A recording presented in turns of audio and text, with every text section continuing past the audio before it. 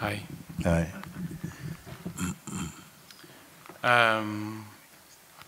Closer.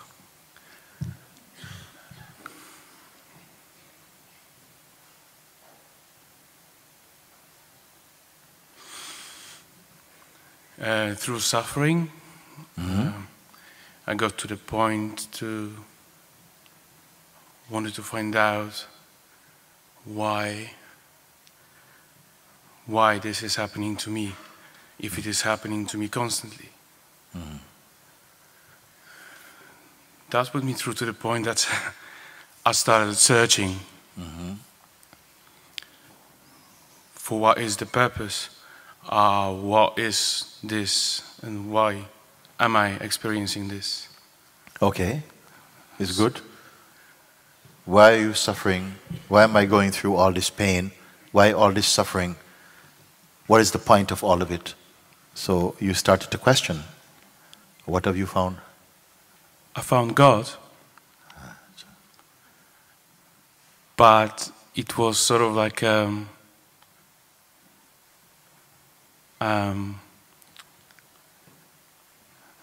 artificially developed, if I can say it that way. Explain.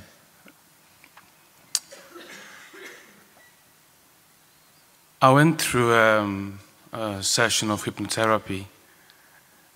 You went through a session of what therapy? Hypnotherapy. Hypnotherapy, okay. And what happened after, I didn't understood. I didn't understand people, what they were saying. I felt what they were feeling. I'm working in a train station. I meet thousands of people and I could feel what they were feeling. Okay.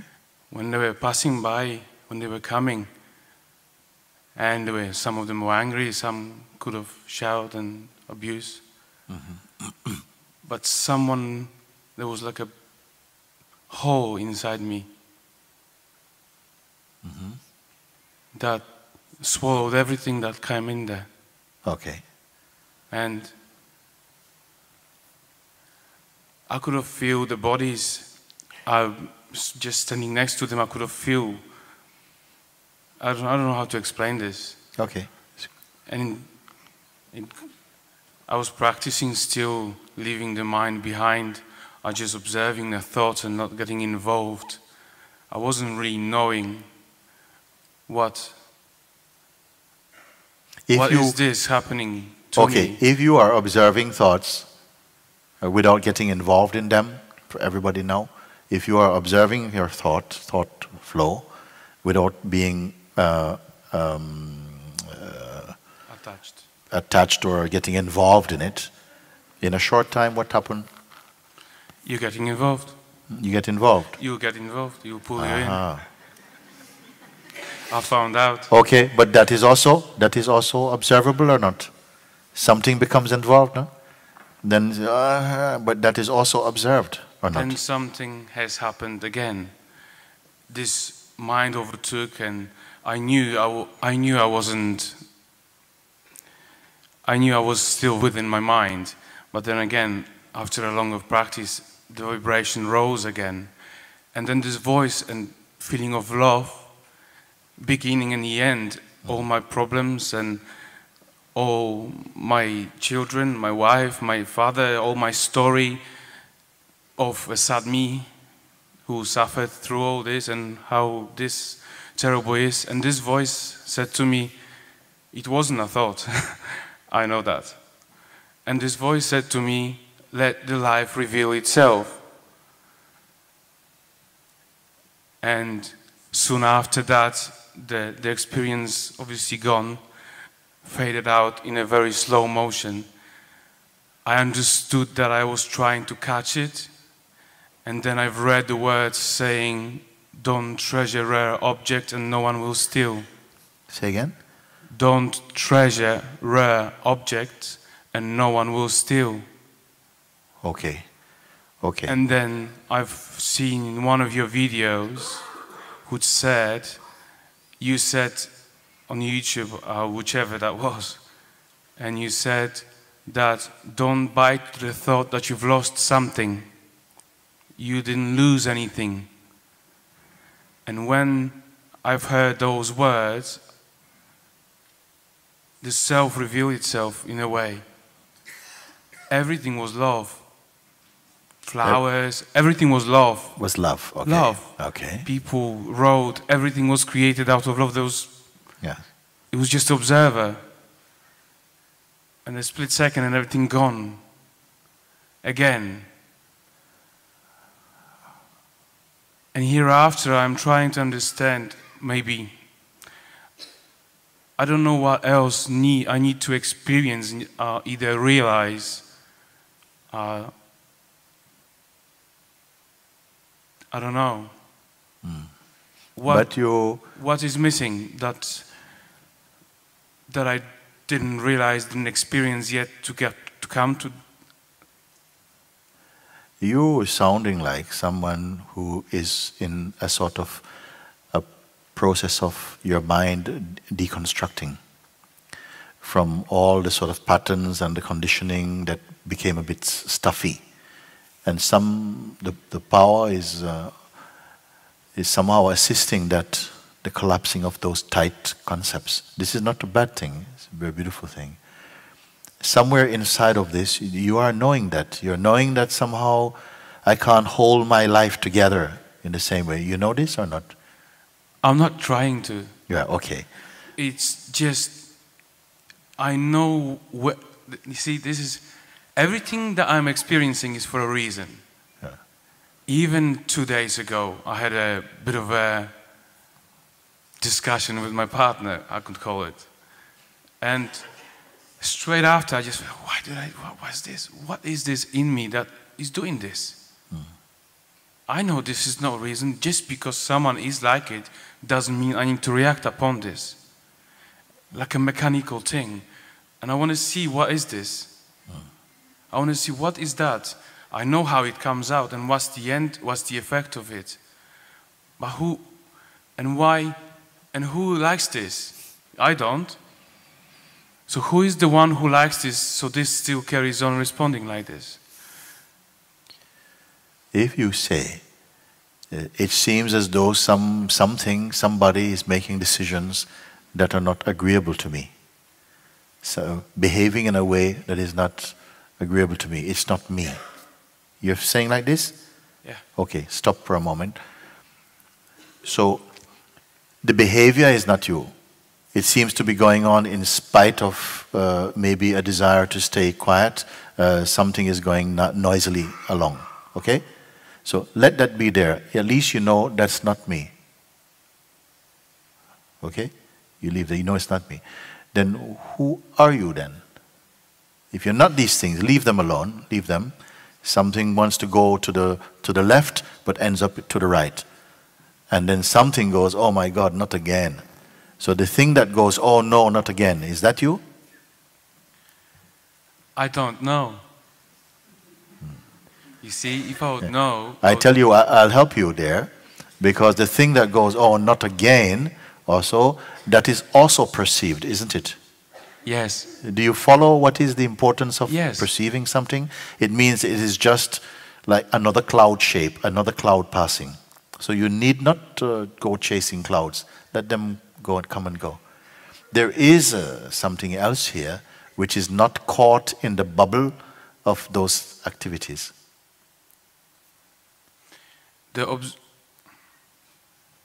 I think that the one who pretends to observe is not pure. Okay, what would know that? What knows that? Slow down, it's good enough. What knows that?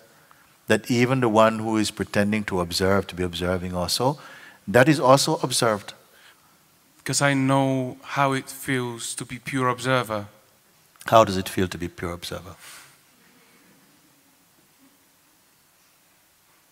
I can't describe that in words. Try. What is it like to be pure observer? Nothing. Is good. Meaning no interest. Not negotiating. Not deriving some benefit. Not looking at what will benefit me, what will not benefit me. Just a pure seeing. This is very important. A pure seeing, pure perceiving. You are not suppressing the senses. Huh? You're not suppressing the senses. I don't know. Very often that thought comes in, but I don't want to believe this, that I'm suppressing something. Yes. So I'm just letting go by. I just let that thought to pass. Sorry, you are what again? This thought, as you said just a second ago, that am I not suppressing something? No, I'm saying don't suppress anything.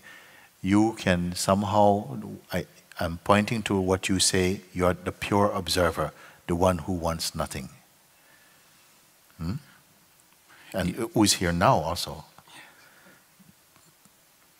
Is it the one who is speaking now? No. Okay.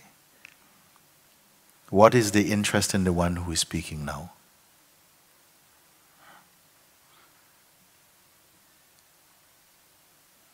To find the one that is. But the one that is behind the one who is speaking now, isn't it? Yes.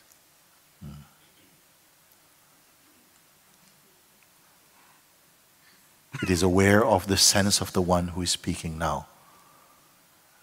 You see, what I'm pointing you to is such a simple and profoundly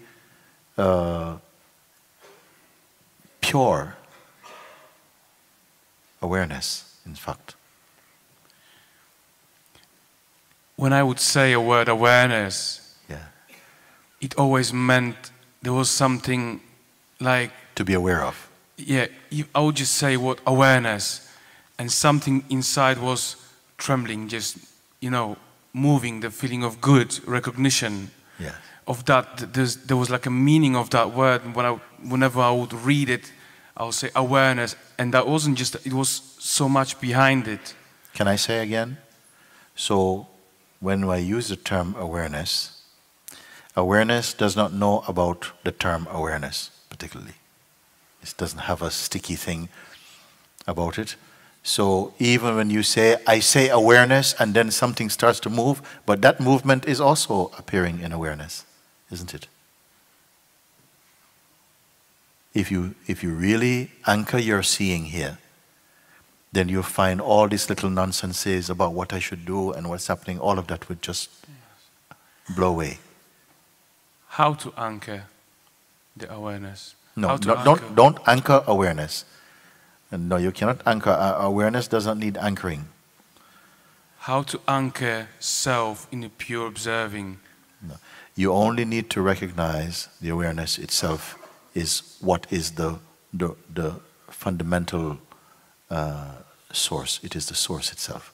Once you know this, not here, you simply know that the highest meaning of I, of the sense of my own being, is synonymous with awareness. It is the same thing.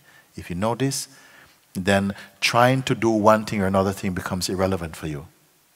It will just be another projection of your mind to do something.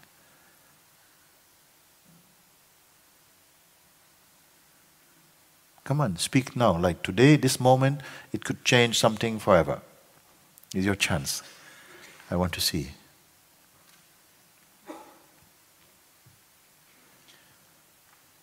It is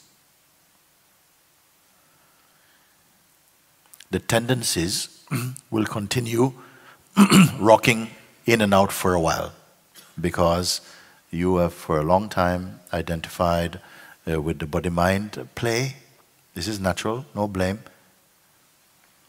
And so the tendency to identify yourself as being your psychological conditioning and identity, that will keep coming in and out of focus for a while. But you hold back in the place of just the awareness, without attributing so many qualities and things to yourself. Because all of these qualities, they're also just what you're perceiving. Let them come and go and stay as the awareness. Is it possible or not?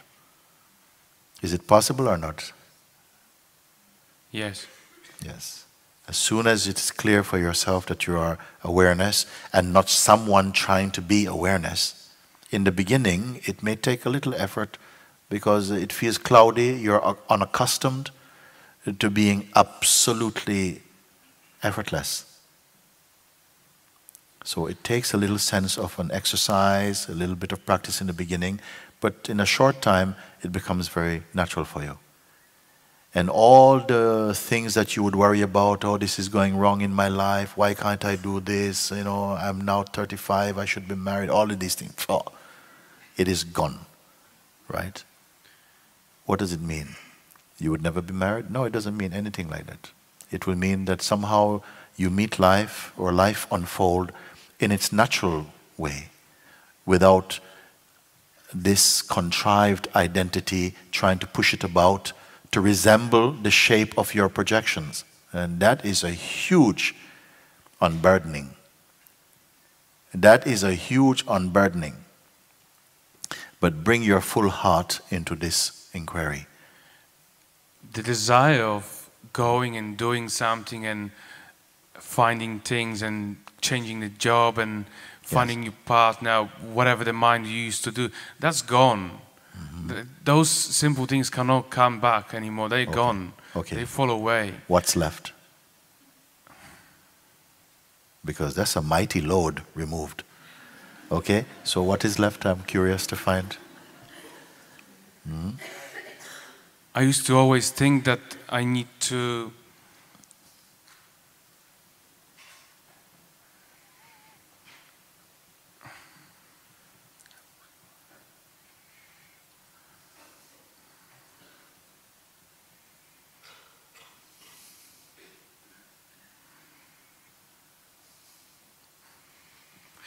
I don't know. Yes, you better live like that. Too much thinking. Because so many thoughts come and we pick them up. But they contribute nothing to the truth of yourself. It's just another kind of scam to get you working at something which is already in place. We are already picking up a lot of activity and planning to do something which is already perfectly in place. This is what we call the game of the psychological identity. Like that. Do you know that it is possible that your life can be as it is without these, thinking what's your next move? Is there anybody here who is not thinking what's the next move? I got to see some hands. Very good. Yes, this is good. What's the next move? There have to be some beings who are not concerned about the next move or the last one. And if you find any such beings among you, give a little attention to study them a little bit. See if they're happy or not. See if they're happy or not. or compare to some who are strategists. They have worked it out perfectly well. There are some people, if there's a diary for 2014, it's already full of intentions like that. So I would like you to see, and it sounds very responsible also. In our culture, they can seem, oh, this person is really pucker. You see? So I would like to see if we are able to look, intelligently at someone who, if you are lucky to find someone like that, is not concerned about what is my next move. And at the same time, they're not lazy. I'm not talking about they're lazy. No, they are quite bright, quite clear, peaceful, happy, content, but they're not trying to figure life out. And find another one who has worked it out.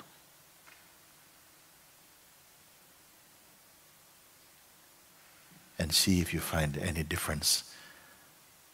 If you're able to assess the difference. Because you yourself have to be a good assessor also. Otherwise you're bringing your own contaminants into it.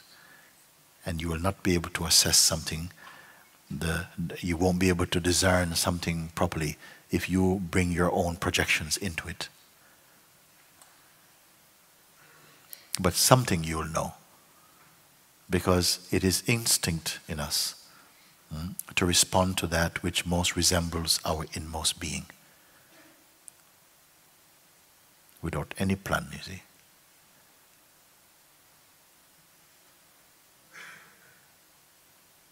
So I'm curious with you because you say already these things and these things, they stopped happening. And say, oh, wow, that's very good. Then what remains then? Can we take a look? What will remain? I don't plan things. I'm not interested in all this. I'm not interested in all making a lot of money, make a lot of fame and a lot of people. Not interested. Oh, that's a big mighty load removed. So what is remaining now? I think someone is looking for regaining the experience that has been there. Yeah, I will help you here. Forget about it. I will tell you why. Why? Because your mind has taken hold of it. And you can never repeat nostalgia. Your mind will take hold of it. Nothing can compare to your first love. No. You had a beautiful experience, and then on top of that, the mind also, this psychological side of the mind, has dressed it up into something, and every other experience compares, no, it's not quite. So in a way, it binds you. I would say, let go of that. Whatever it was meant to contribute, it has done that already. It has brought you here. I think what it's trying to do tries to recognize when the job is done by recognizing the feeling of same. Can you see? You have turned it, the mind has converted it into another phenomenon, and all phenomenon are time-bound. They will come and go. Yes. What you need to put the focus on is not on the thing that you may get again, but that which will observe it. And that is already present. It is really overlooking the obvious, because we are searching for an effect in consciousness which can never be stable. The consciousness itself, the dynamic consciousness, is never stable, you see. And it's always in the future. Huh? And it's always in the future. It's always tomorrow. Yes. No one has ever experienced the future. Nobody has ever experienced tomorrow. Think about it. It's a trap, an excuse, a great avoidance for seeing what is here now. And by here now, I don't mean the present also. Sometimes you say, yes, I'm not concerned about the future. I'm not concerned about the past. I said, what about the present? There's something which is beyond past, future, or even present. You may call it presence. maybe. But even that also is not the most stable.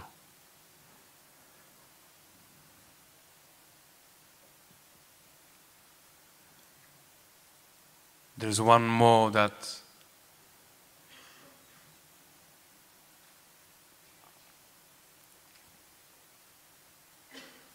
is this going in what I'm speaking to you?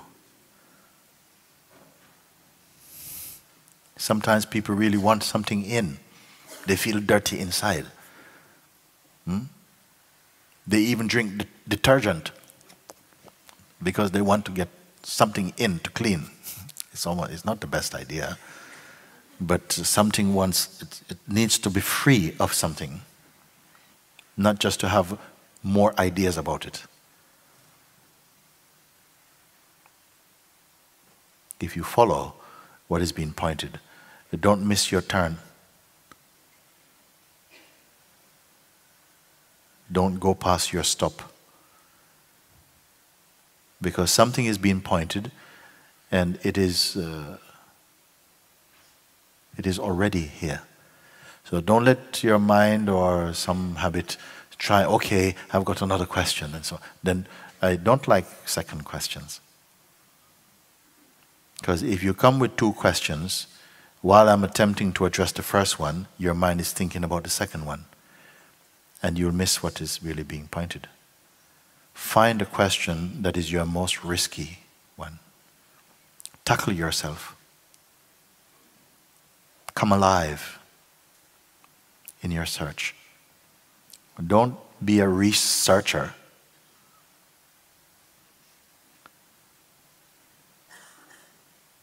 I would put it now, like this, for everybody here, that what you have heard the Buddha has discovered is ever present here. Don't waste your time pursuing the wind. You don't have to go to another country. It's not more in another country. It might be more evident, but it's not more actual. It is in you. It is singularly the most important discovery any human being will make. And I'm so happy. There was a time when we would sit and there were not a tenth of the people here looking in this way. Look how many of you have come. I don't want you to leave unfulfilled. I've got nothing to sell you. Just to point to something that is priceless, timeless, perfect. What stands in the way of your recognition of it, we've come to see.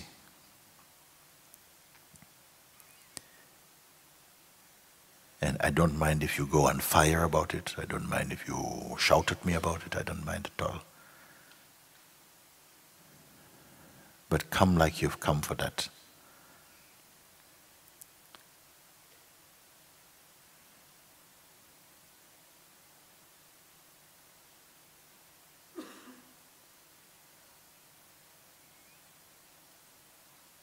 Your own self is the only thing really worth discovering.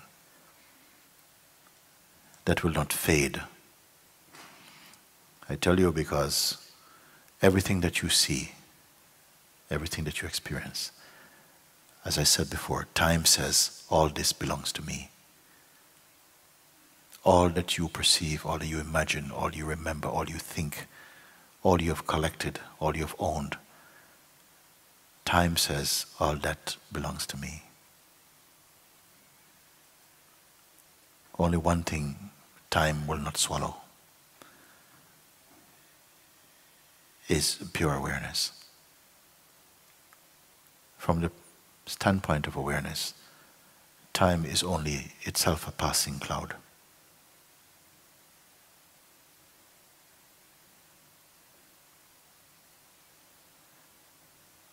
Closing words, tell me.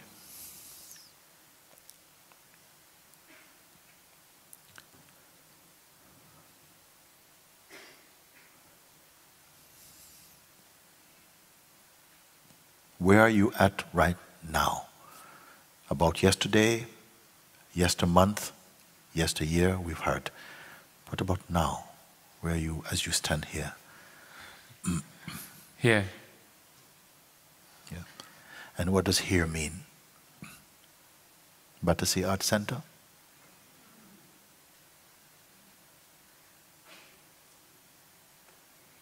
There's a here which can never be there. A here which can never be there. It's not a geographical reference. What it means here, I am here. Will this here-ness wear out? Will it fade?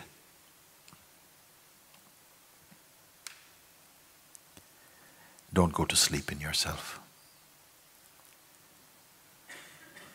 Don't go to sleep. Enough sleep. Enough sleep.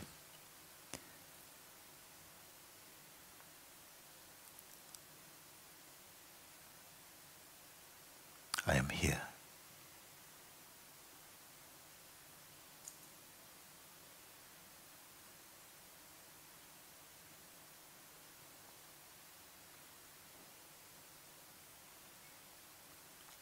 Will anything alter that for you? Any mood, any concept, any belief will alter this? Is it a fundamental statement of truth? I am here. Well, to find out, I may ask you another question. As what are you here? As what are you here? Or you who say, I am here, you are what?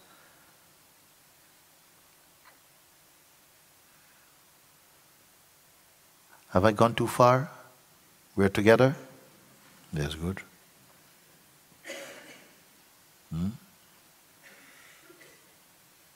I am here. I am. I am. Those words, you say, it is the name of God also. I am. And all the sentient beings, especially in our human kingdom, everyone say, I am. Either with words, or somehow in your heart you know, I am. It means I exist. I am here. As what are you here? Uncomfortable question? Something wants to say, look, give me a break. I mean, I'm here. I'm here. What more you want? I say, I want nothing. But as what are you here? As a person you are here? If you are here as a person, it won't be for long. As the body you are here, if it's the body, you won't be here for long.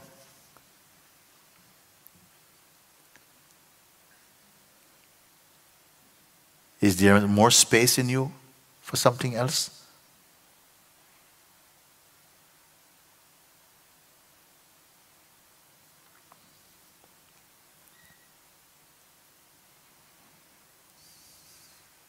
Why can I speak to you like this? Because I know you. I want to hear from you. I want to meet you. I want to meet you as I know you to be and as I know myself to be. I'm very excited by that. So these things, when you say like that, I'm very keen to see, are you real? Are you real? What you speak, is it true? I am here. As what are you here? Different beings say the same word. I am here. John, where are you? Oh, I'm here. Yeah. As what are you here? This question nobody asked. I'm here. My body is here. My mind is here. Personality seems to be here. For how long? Not for very long. Is there here, I am here, which is timeless? Is there such a thing? And can we find out tonight? I like this type of talk. I want something that can be found out today. I am not doing courses. We're not talking freedom in installments. No, something is already here.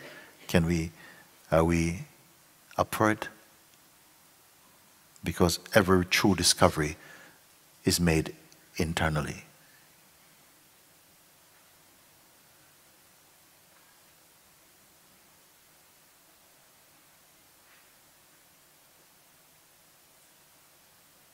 Who are you who is here? Where do these words come from? Who speaks them? Is it your mind? You may say, yes, actually it's from my mind. What observes your mind?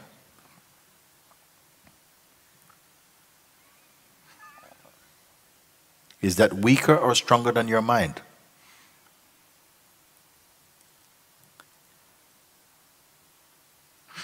It observes your mind, but your mind cannot observe it.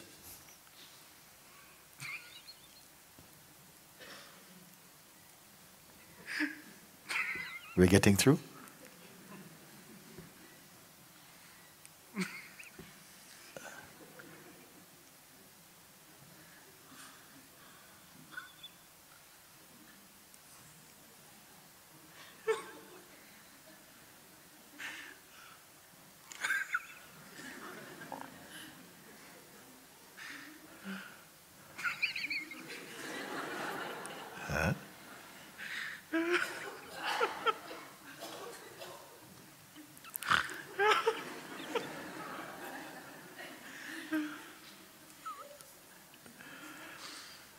Last word? Thank you. Yes. Very good.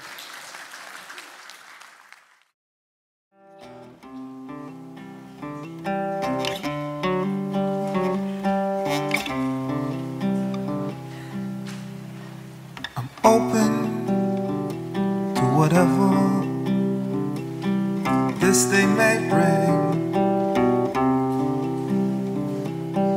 Open to see it is all a blessing.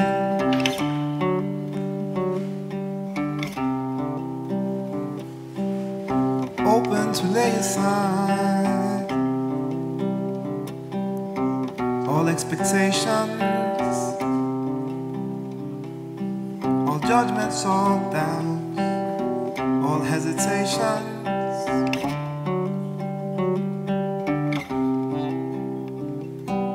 Open to let go. Open not to know.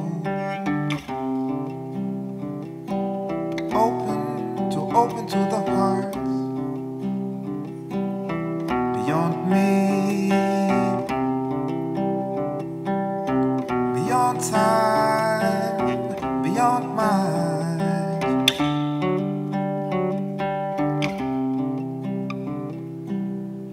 Open, oh, open.